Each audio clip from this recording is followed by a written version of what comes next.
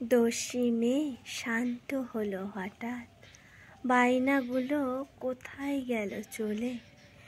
এক মনে সে ঘর সংসার করে, নিজেকে যেন গেছে কেমন ভুলে। সকাল হলেই হুড়োহুড়ি যায় পড়ে, স্কুল অফিস আর হাজারটা ফরমাস। চায়ের কাপ জুড়িয়ে থাকে পড়ে, ব্যস্ততা বইছে 12 মাস। মেয়ে বলে লেমন রাইস, বাবার ইচ্ছা সাথে চিকেন চাপ।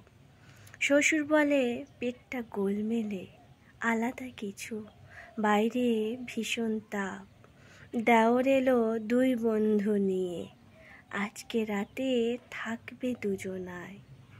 বৌদি একটু স্ন্যাক্স করে দাও প্লিজ, সঙ্গে 2 কাপ চা পাঠিও দোতলায়।